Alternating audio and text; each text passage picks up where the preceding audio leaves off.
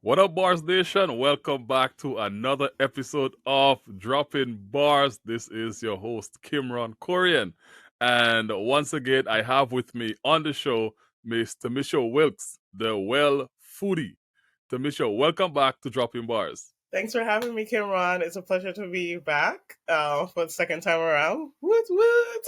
Great to Yay. be here. And amazing. And Tamisha was on the show a couple weeks, couple months ago, and she dropped some amazing bars with us. And today she is back to drop some more gems. We're speaking about weight loss today. But Tamisha, for the people that may be watching this episode that did not see you the last time, I'm gonna allow you to reintroduce yourself. So tell me, who is Tamisha Wilk? Who is the well foodie? Okay, well, in a nutshell, I'm basically a wellness coach, and I'm really focused on weight loss. And one of the things that I'm passionate about is actually us integrating our traditional cultural foods, particularly for those people that are of Caribbean and African descent.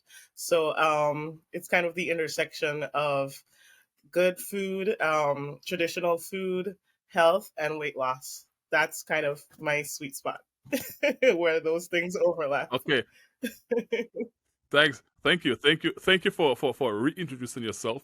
And let's jump right in because I like what you spoke about when you speak about speaking about using eating our Caribbean food and so on and so Mhm. forth. And and we're talking weight loss today, but I feel like there is something to be said for genetics where weight loss is concerned. So talk to me about the role of genetics and health condition as it pertains to weight loss. Okay, so my thoughts on that is that I see a lot of people thinking that because of their genetics, okay, they might say like being a bigger person, this runs in the family, and therefore this is the reason why I can't lose weight. Um, and actually, really and truly, there's a difference between your genetics and then your epigenetics. Your genetics is the set of DNA and traits that you inherit from your family and so forth. But epigenetics now, it's kind of how you what you put into your body and how in your actual lifestyle and how your genetics express themselves in response to that. So really and truly, we have a lot of power despite whatever DNA we've been given. Yes, there are certain, it does give you some limitations, but they're not as much as people think. So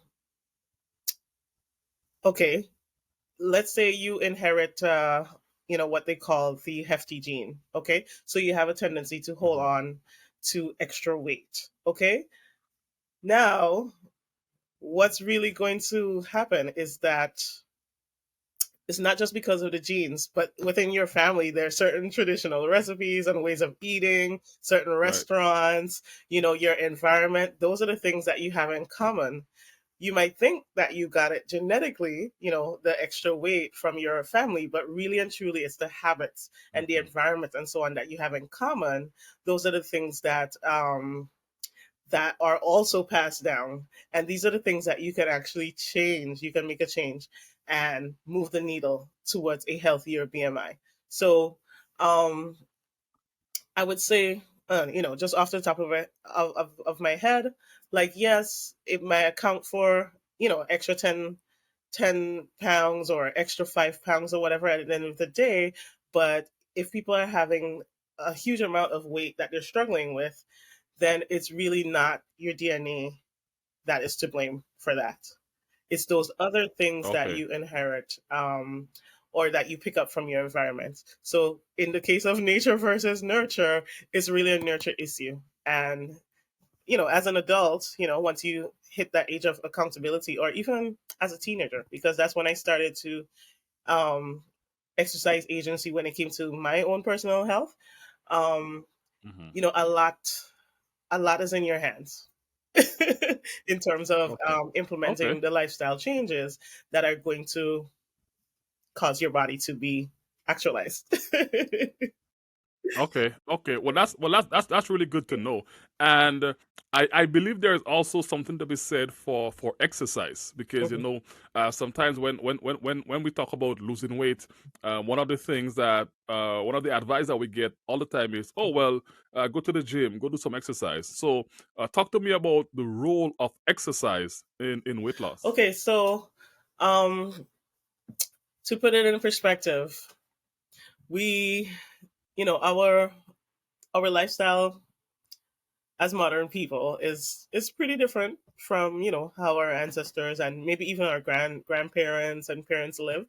um a lot of us have a lot more sedentary jobs and so forth, so we may not be engaging in the activities of daily living that they would have been engaging in, actually going out, working the land, um like milking the cows, if you have livestock and, things like that, Right. feeding your animals and so forth. So our labor might be a little less physical. As a result of that, right? Especially the people that have more sedentary jobs, we have to compensate by doing exercise. It's not that we need exercise. Exercise is a way of balancing out the lack of activity that our modern lifestyle has, created us to have. Um, Hmm. that being said, though, there's a what I see in the in the weight loss industry is an overemphasis of on exercise, as though it is the magic solution. Okay, you can eat whatever you Yeah. want now, and then you could just exercise it off. You know what I mean? So many times people are indulging in certain foods and so on, which deep down they maybe know that this is not it's not optimal, but then they justify it saying, "Oh, I'm gonna work this off." But really and truly, it's a bigger picture than that. And then exercise only accounts for like 10% of your weight, or 10 or 20% of your weight loss efforts. So what about the 80%? We want to Hmm. focus more on sleep and nutrition, Wow. especially nutrition, because of the fact that we're eating all the time. We're eating so often. Well, that's a very important. Yeah, that's a very important point that you're making because I know, for Mhm, instance, whenever I would have spoken in the past about wanting to shed some pounds and so on, I said, I'm gonna go to the mhm. gym, I'm gonna do this, and people would say to me, well, you can go to the gym, you're gonna build muscle, but you're not gonna lose weight Mhm. because it's not really about uh, going to the gym and working out. It's really about your lifestyle in terms of what you eat and your nutrition and so on and Yes, so yes, forth. So that's a very important point you made, and I want to believe that nutrition is like the most powerful tool absolutely. that we have as it relates to weight loss. So why? I mean, I think you mentioned it, but I want to go a little bit Mhm. deeper into why nutrition is this powerful tool as it relates to weight loss. Talk to me about that. Okay, so basically, so as I mentioned, we're eating very frequently, 3 times a day. Okay. And, people don't think about it too much because we're really a lot more disconnected from the source of our food, right?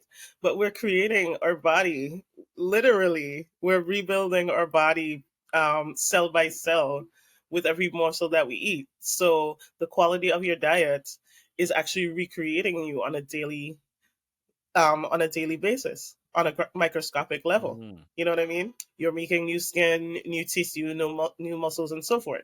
And then if your diet is not of good quality, if it doesn't have all the major macronutrients and so on, is unbalanced, then your body's going to respond. One of those response is excess and uncontrolled weight loss. You know, and a lot of people, they they, they underestimate just how much what they're putting into their mouth daily is contributing. Like for instance, one of the things but I think we're gonna save that for the last part of the interview. But one of the things that we eat, and even the people that are cooking healthy and are cooking at home, they're putting this one ingredient into their food, and it has on average 4,000 calories per pound. Wow. Well, I can't wait to Even get the there because I need to know that. well-intentioned persons, you Uh, know. And for those that know, okay. you already know what it is, but we're gonna save it for the rest for later on in the For the interview. finale. Okay, okay. So, all right, and let's talk about uncontrolled weight gain, Mhm. right?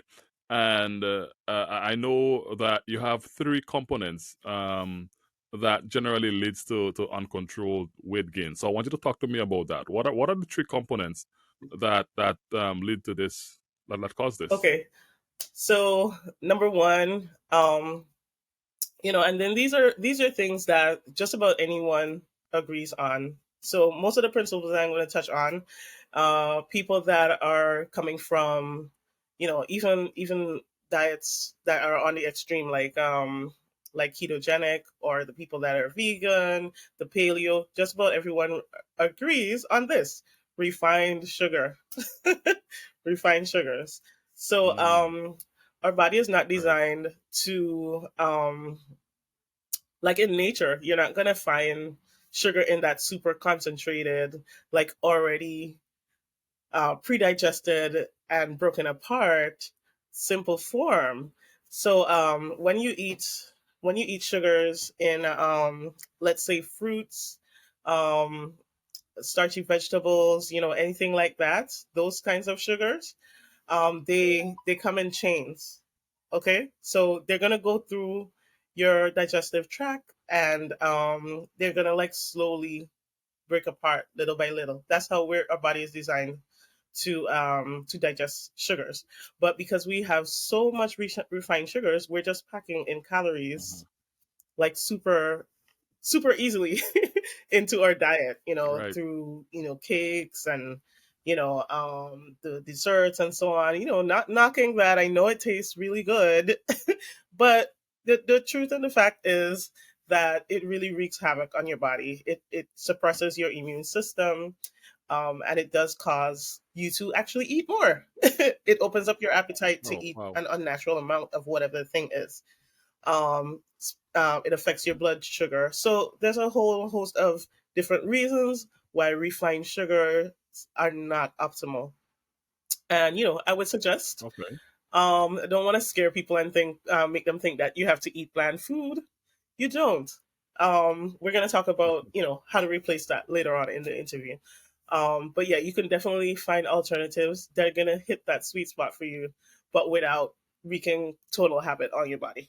Mhm. Yeah. Okay. Right. So that was refined Mhm. sugar.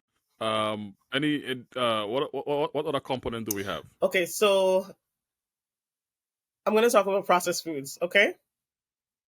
Right. Um, so this is also affected by refined sugars as well. So processed foods would be, generally speaking, those foods that are prepackaged. We might find in the supermarket, shop, Hmm.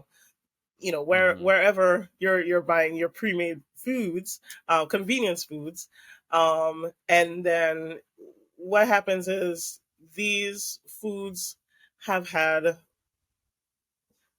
a lot of the water, a lot of the fiber and nutrients removed from it, like super processed, and Ah. they've been replaced by fat, sugar, and oil.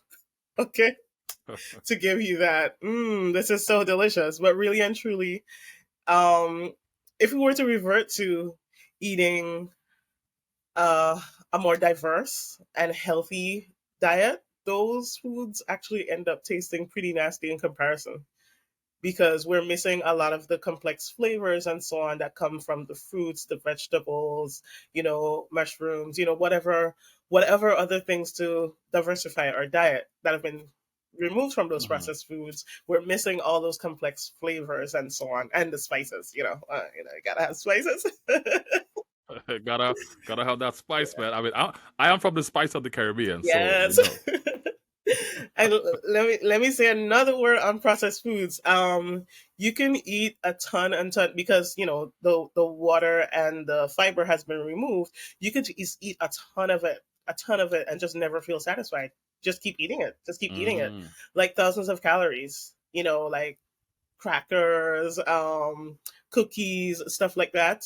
You could just keep eating it Mm-hmm. indefinitely because there's no fiber to bulk you up. The H2 is gone, it's been Ah. evaporated. So you're just getting concentrated calories, and many times they are pretty empty calories. So they're not coming with the rich mineral content, and of course the um the the microbiome is not being fed, because you don't have the fibers in there that you would normally have with whole foods. So you could eat a lot of it. And this is why sometimes people struggle because they're thinking, oh, I don't even eat a lot. You're You right. get it? Yeah. I don't even Sometimes eat I that don't eat a much. lot. So how come I'm gaining weight? You Yeah. get it? Because they're not making the connection.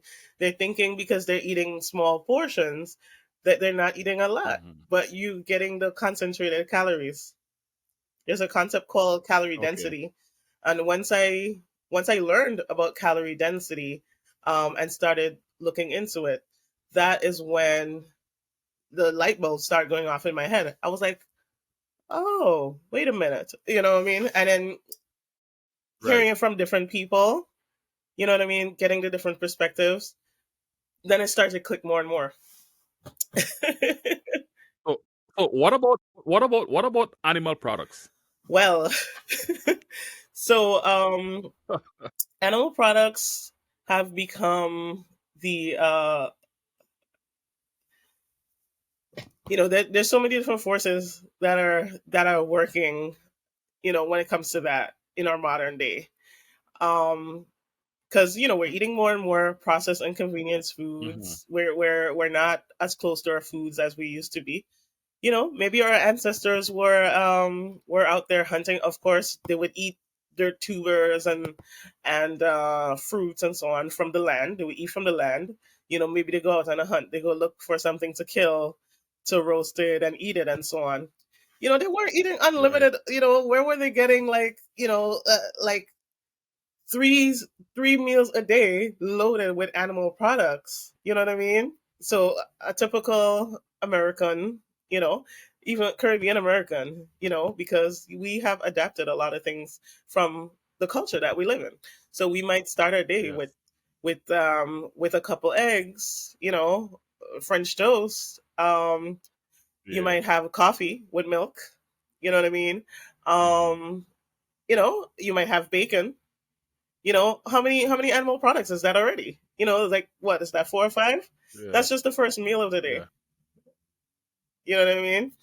So we've been lied to in terms of or maybe it's not that we've been lied to, but it's kind of a sleight of hand because the lie that animal products equal protein, that's not 100% accurate.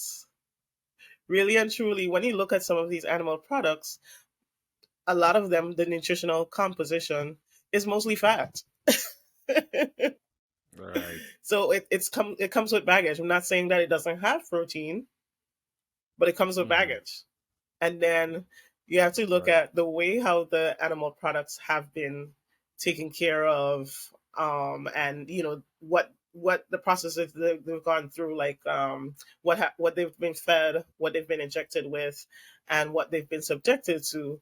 And we can't discount all those aspects. So the more animal products you're loading into your diet, the harder it is to control your weight because you're dealing with all these the extra saturated fat, the cholesterol, because the animals create their own cholesterol, including us. Including us as humans, we create our own cholesterol. So every time we're loading in additional animal products, then we're getting the baggage that comes with that. So I'm not telling everyone they need to Okay. go vegan, but we need to go back to Okay. being Good. mindful, you know, because if you Right. look at in many religions, you know, there's an acknowledgement that the life of the animal is sacred, but we don't have that as a modern day society. So we Right. just keep eating these animals, you know, ad libitum, You know what I mean? And then it's destroying us in return. It's kind of like some kind of karma, some kind of cosmic karma is happening at the same time. Because at the same time we're kind of exploiting them unnecessarily, in terms of the amount of it that we're Hmm. eating. But at the same time, the amount that we're eating is giving us these diseases and so on. I went way deeper than I I thought I was gonna go on that. No, but that's important because I think people need to Yeah. know this. Like for me, I know that I have some stomach that I want to Hmm. lose, and I go to the gym almost every Hmm. day, right? But it does nothing. So I know my ten nutrition percent is what needs to change, Yep, yep. right? So this information is very Hmm. important. And as we're talking about the things that leads to uncontrolled weight Hmm. gains, right? And you alluded to something. You alluded to one of the biggest hidden ingredients Hmm. that contributes the most to our weight gain and the least nutritionally, and is often used in everyday food. So I want you to tell me what that ingredient is because now I'm intrigued. I want to know, Okay. and I want to know it now so I can remove it from my diet if I'm Immediately. consuming it. I promise you, if you remove this from your diet now, if you take me up on this challenge, a month later, you will look and be like, where did the stomach go? It's gonna just go. I've seen it in my life, and then I even end up getting a testimonial from one of my coworkers. Just talking, just chopping it up, and Mhm. he was already vegan. You know what I mean? But just struggling with the weight loss, and then eventually he gave in and was just like, "Oh, Temmie, tell me," because they call me Temmie at my day job. It's like, Temmie, what do you think of such and such? So I told him again, remove this. If you remove this, and guess what? Your food is actually going to taste better. Tell me what it is. Tell me what it is. So, the most processed food like substance on the planet and the most calorically dense is oil. What? Yeah, I'm sorry. I said what I said. So, Oh, wait, vex if wait, you wait, want wait, wait, vex. wait, wait, wait. Vex if you want Okay, vex. let's. Well, I mean, there's. Wait a minute, wait a minute. Are we talking oil in general? Period. Like it doesn't matter. Vegetable oil, coconut oil, Period. like whatever oil. It Period. doesn't matter. Average So 4,000 calories per pound. so no so no fried chicken. I didn't say all that. I just said what I said. Oil. No, that's interesting because I mean, I mean, so it doesn't matter which oil, even olive oil. 4,000 calories per pound. Okay, it might be like 3,997, Wow, but come on, like the extra 3 calories less, doesn't really make a difference, wow. yeah, believe it. So what I would say is the more people, because depending on your diet, the more of a cognitive dissonance it is when I say, oh, remove oil from your diet or decrease your diet. We're gonna go in, that's one of the action steps we're gonna talk about later. Um, the more that confuses you, the more it's probably contributing to the extra weight that you have. Because there are some people that Mm, cannot even imagine a life without oil. And therein lies their problems because I guarantee those people, um, they probably do struggle with their weight or inflammation or other things. Because some people do, just they do tend to be very skinny. You know what I mean? So even if they eat oil, they're not gonna gain weight. But I guarantee they have other health problems that come with it. Like inflammation and so on and so on. Now, some okay. oils are purported to be healthier than others. I know you mentioned olive oil and so on, but the caloric density still stands. And also, you can eat the whole olive. That's not because the compounds that are in the cold pressed olive oil, are they not in the olives as well? That's my question.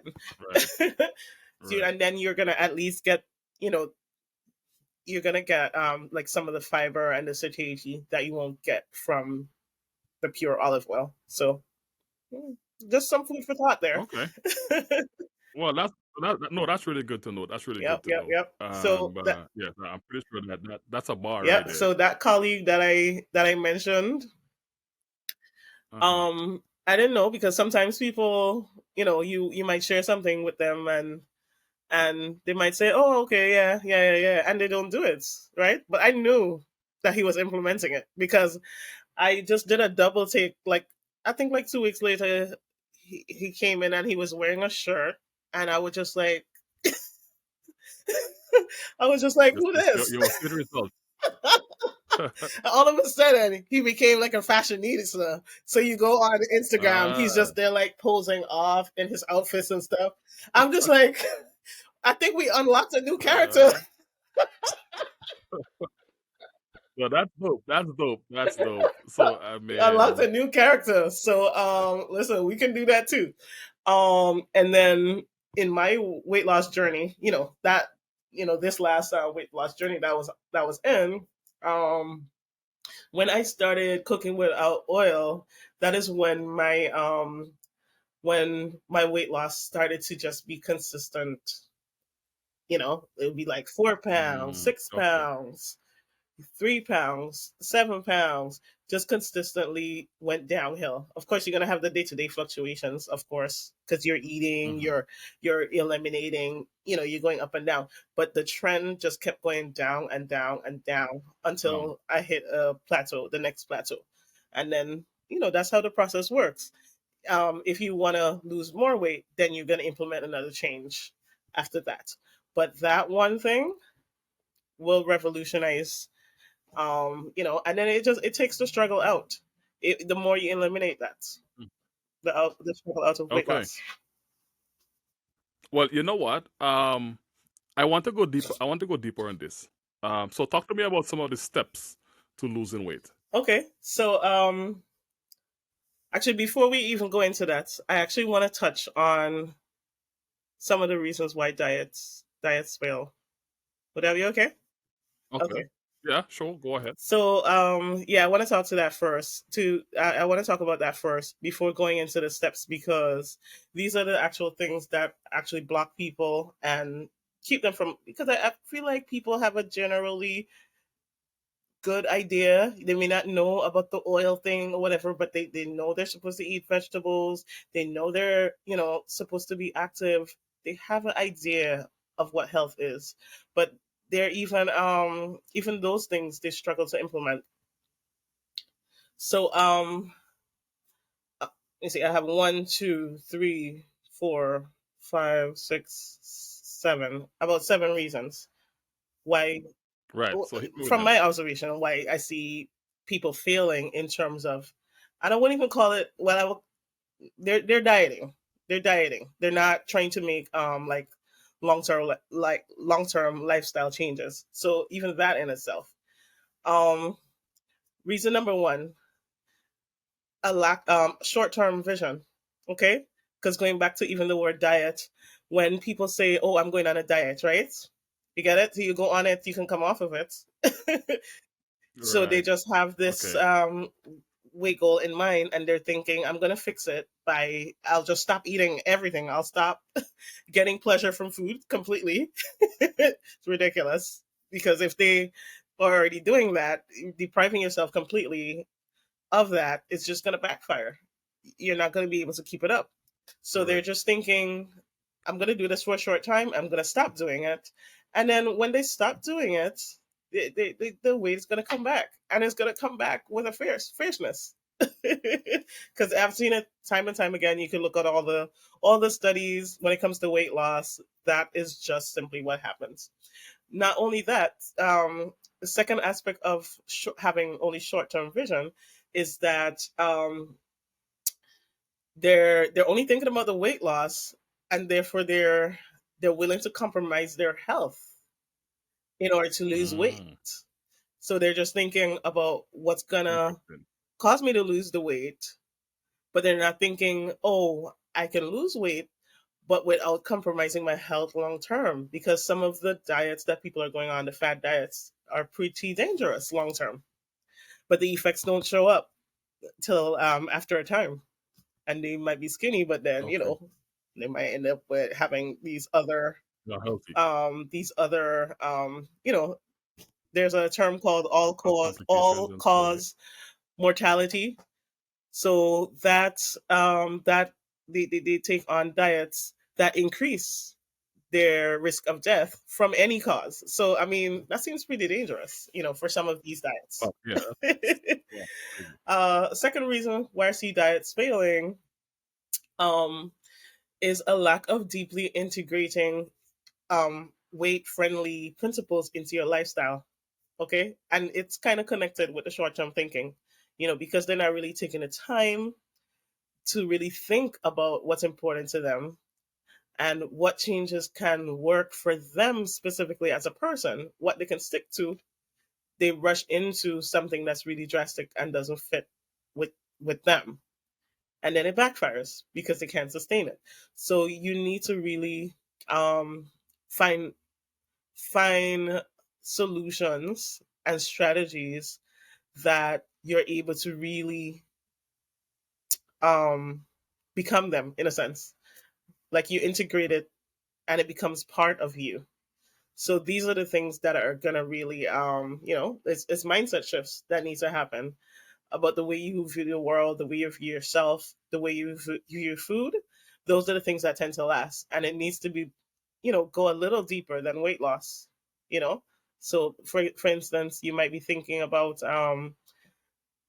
I need to be around. If you have kids, I want to be around to see my grandkids. If that happens, Right. so deeper.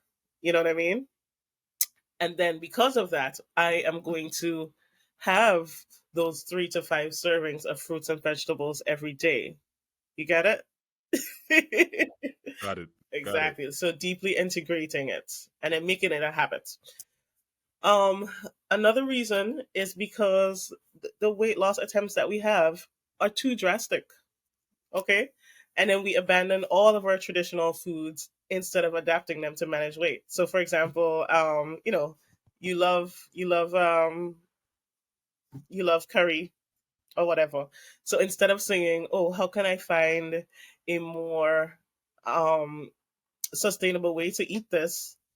You completely abandon it and you go to eat you didn't grow up eating a risotto or whatever, or Right. whatever the thing is.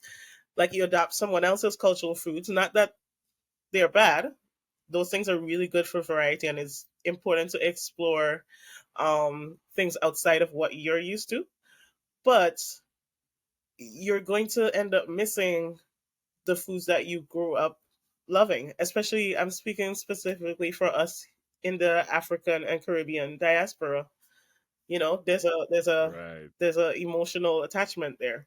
So you can't throw out the baby with the bathwater. You have to bring those things with you on the journey and find a way. So Gotcha. for example, it might be um if you normally do curry chicken, you know what I mean? You might start by making it chickpeas and curry, substitute half the meat. You know what I mean? That might be a first step. Um, you Okay. might remove the oil, Gotcha. because we talked about the oil. You might remove the oil and then use veggie broth instead. Really simple changes. The texture is gonna be slightly different, but after a time, and actually not even after a time, you're gonna love it because you're gonna put the spices and seasonings that you grew up, and you're gonna put a little extra. You know what I mean? You gotta make it satisfying. You need deeply satisfying foods Right. so that you feel full, you don't feel deprived, and you can actually stick with that lifestyle change. So it's not hard, you know. We have Right. this belief that you have to just throw everything out. That's not the wisest decision, especially transitioning to a healthier diet. You need to take that first step that is doable for you, and not go too drastic too soon, unless there is some kind of a diagnosis Let's say you've been diagnosed with type 2 diabetes, or you have a cancer diagnosis or something really extreme where you need to go in and be very rigorous from the jump. And that's another reason why I'm so passionate about working with people before they get those major diagnoses, because it's gonna happen if you're eating this modern diet. It's gonna happen if you don't do something to change the trajectory of your health. Gotcha. Gotcha. Yep. So another reason I see diets fail is because I see people just using food to fulfill other needs. You know, Mm. we especially the pandemic just happened, and I know people were really going through it because that sense of community and connection and so on, we lost that. It was really hard, and I know a lot of people probably end up turning to food to comfort That was themselves. gone. We're using food to fill our need for social connection, and I get it because a lot of us are raised um, in families where instead of affection, we got food. Your food is on the table. You get it? Your mom just vexed with you. You had a, she spanked you. Okay, I'm soft pedaling it by saying that she spanked you or whatever, or your grandma or whoever was your guardian. And then no discussion, but some food on the table. You got it. That's what we got. That was the way of showing love, and you can't be mad because those are the tools that they had at the time. But as we know better, we can do better. So we need to Yeah. find other ways to fill our cup emotionally. That's not food. Like Right. talk to a friend, call up a relative that you're close with, um, do something for the community, start a garden, adopt a hobby. You get it? Fill your cup, because we're Gotcha. not just physical beings. We're spiritually and emotional and intellectual beings. So you need to feed those other aspects of your being, and not just have Gotcha. food be the only thing that you look forward to at the end of the day. And for a lot of people, that is really the case. And we need to move away from that in order to make the change sustainable. Yeah, it can't be our Okay. only tool in the toolbox. So another reason, second to last reason, really, comparing yourself to people that seemingly eat unlimited amounts. The people that have the skinny genetics, the DNA or whatever, so they could just eat, and they seem to be always eating junk food, but they're not gaining. And then I hear people having conversations and saying, "Oh, that person is still healthy." I mean, by healthy, do you mean skinny? It's not the same thing, Yeah. because I want to know what's the Yeah. There's a numbers. Like the difference. cholesterol, cholesterol is probably bad. Those people have had heart attacks and so on. Even though they look slimmer on the outside, they look like they're okay. They have fibroids and and all these other things from the way how they're eating. So we need to focus on our own journey. What I mean, and not compare ourselves to someone that's externally succeeding. You know what I mean? And they seem to be eating the same things, and then we're not the same genetically, so we might have Gotcha. a Exactly. different body type than that person, and that's okay. We need to take care of ourselves with the body that we are in. Yeah. I agree. Yep. And then the last reason, we touched on this earlier. It's just the overemphasis on exercise, while ignoring the obvious bigger contributions, which is nutrition and sleep. Okay, our modern day stressed out lifestyle. Just hustle, go. Um, we're not. It's not allowing us time to even sometimes prep foods that we love. We're eating those convenience fast foods that are processed and are not as nourishing, because it's nourishing to your soul when you eat that good home cooking. You know what I mean? But we don't always get that. And then sleep. We're not sleeping. We're like, oh, sleep is for the. Well, I'll rest when I'm dead. You know what I mean? I mean that might happen sooner rather than later if you have the attitude. So we need to get it together when it comes to these things. So I wanted to really, talk about those first before going into the steps because, if you're struggling with some of these mindset things, these might be the roadblocks that are stopping you from implementing the steps that we're going to talk about because they're pretty simple. What I'm Okay. going to talk about. Okay. Great. So let's jump into those steps as we wrap up. Okay, so this is my suggestion for anyone that is trying to lose 30 pounds or more. Now the process is different if you just trying to lose like the last 10 or 15 pounds, then you're gonna be looking for those to fine tune your diet and details and so on, and you might even decide that you don't want to do the steps to lose that last 10, 15 pounds. I'm not here to judge you. Once your health numbers are good, your A1C, cholesterol, everything is good, you don't have any joint pain or inflammation, it's an okay for me. And you feel happy in that Right. body, I'm okay. But for people that have significant amount of weight to lose where it's causing you pain, your health may start to suffer, these are the steps to start losing weight. Okay, 30 pounds or more, Okay. significant amount. Step number one, slow down. Take a breath. Okay. We need to stop, jumping on every diet trend that comes out. You know, every time a study is released that said, oh, this thing that you thought, I feel like the media is feeding into confusion and causing people to not know what to do. Oh yes. We need to Oh yes. ignore that for a bit, slow down, and evaluate, our lifestyle. What are we eating? What are we doing? What's missing from our lives?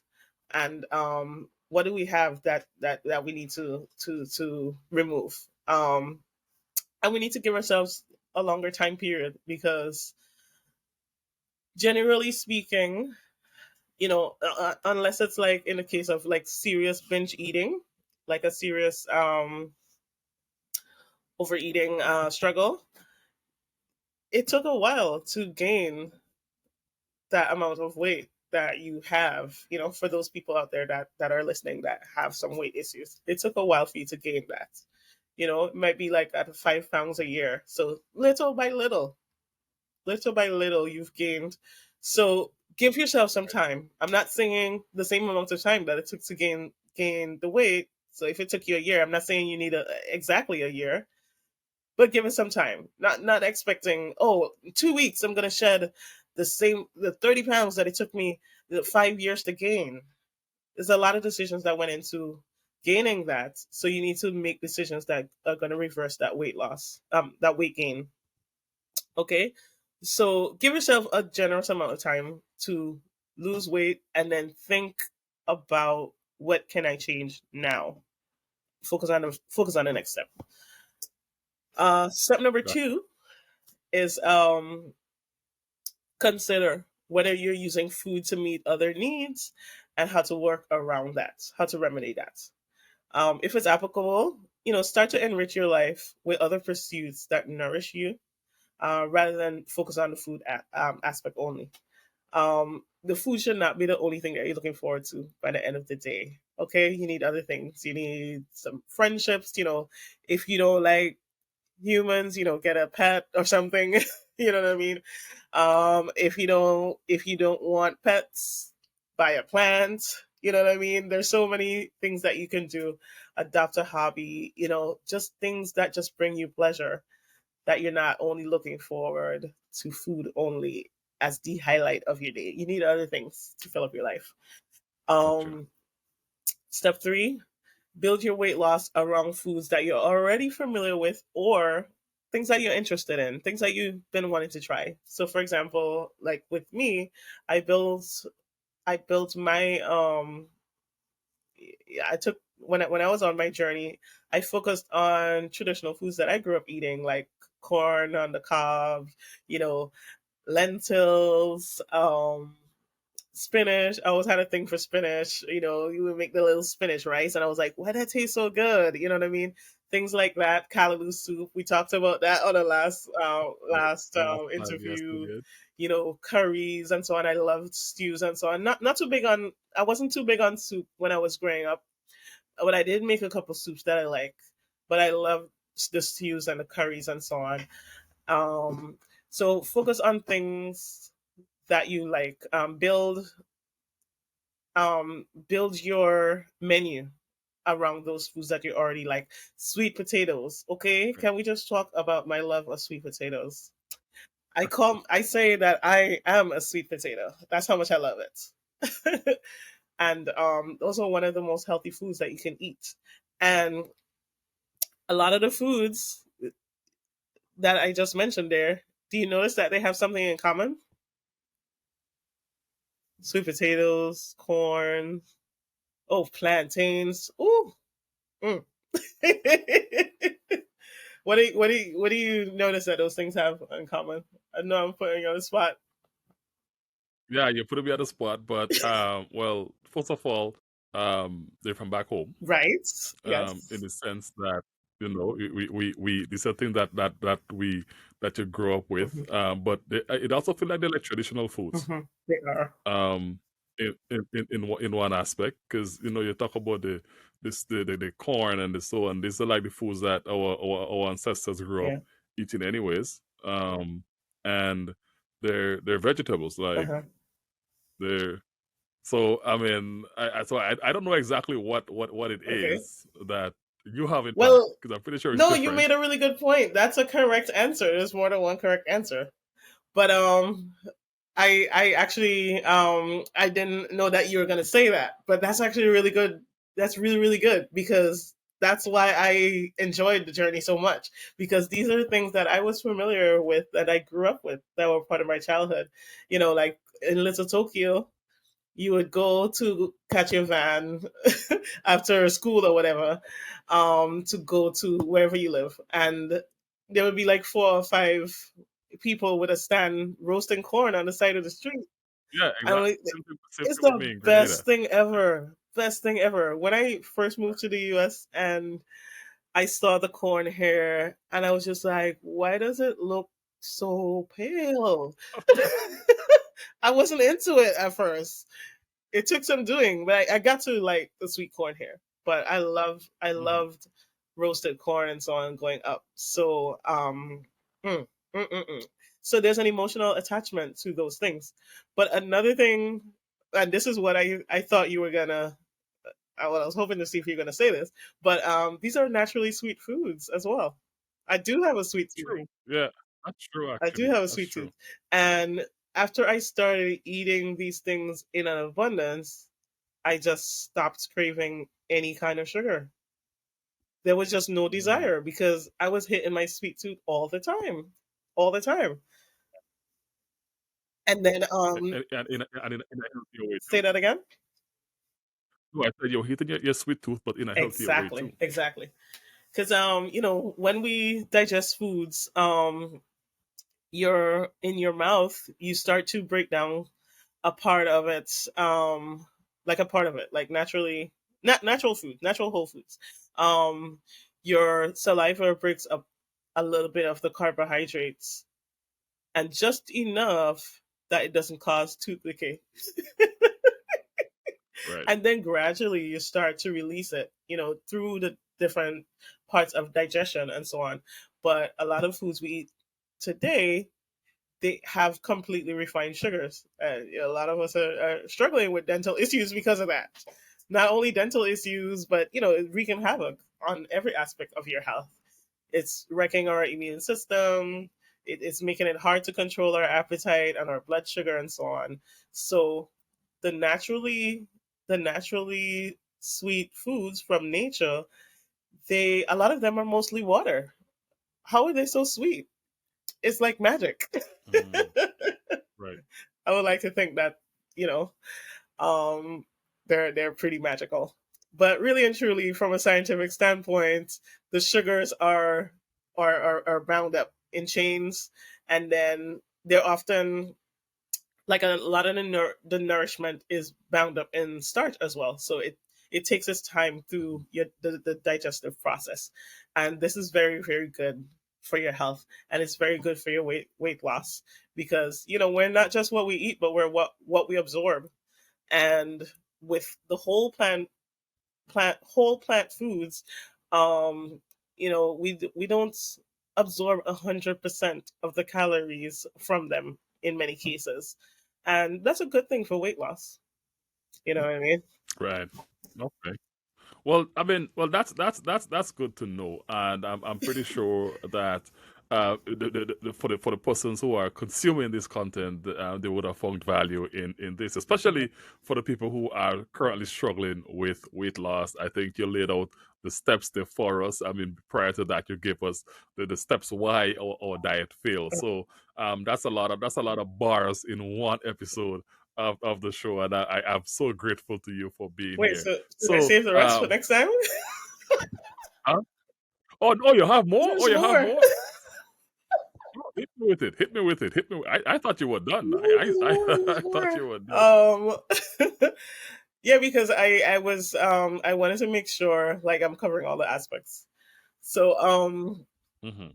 three more steps. Maybe I won't go as in depth on these, but prioritize whole plant foods or over packaged processed foods and animal products. There's recipes that you can replace the meat sometimes. The chicken, you can replace that with the chickpeas and so on, chana and so on, and create really rich, satisfying foods as well. Not saying you have to go completely vegan, but watch the number of Hmm. animal products that you're eating per day. I recommend, honestly, for the clients that I'm working with, if you want to eat animal products, one per day. You can pick one, instead of 17. One. Instead of 17. So Okay. maybe that might be your dinner. You might have it with some kind of animal product, with a vegetable and with a starchy vegetable. You know what I mean? That's a lot more sustainable, and your body can recover better, rather than unlimited animal products. And then you wonder why it's so Gotcha. hard to lose weight. There's no limits on it. Um, so prioritize the whole plant foods. Whatever you could substitute something like a plant version, do it. Do it. And then make it taste good. Okay? Because I feel like sometimes people are deliberately not seasoning the food properly.